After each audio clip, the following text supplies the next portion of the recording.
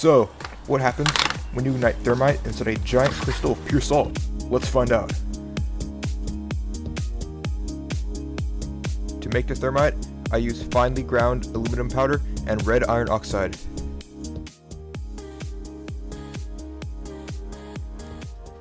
The salt crystal is from one of those salt lamps. I filled it with about 5 grams of thermite, which is roughly half of what I made. This should be more than enough to produce a spectacular reaction. A normal flame burns too cool to ignite thermite, so I'm going to use strips of magnesium to ignite the mixture.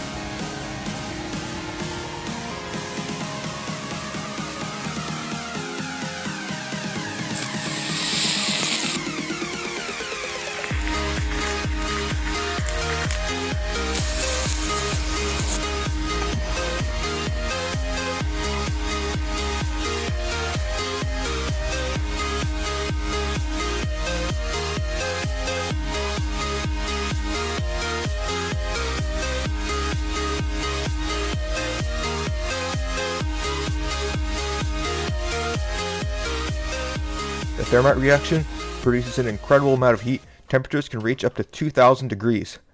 Because of this, it's important to take precautions like fire safety. Always have a bucket of water on hand. This produced so much heat that the salt crystal was still hot to the touch even 20 minutes after the reaction had finished.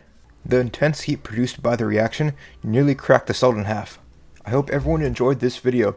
If you want to see more content like this, please consider subscribing and check out a few of my other videos listed here. Until then, see you in the next video.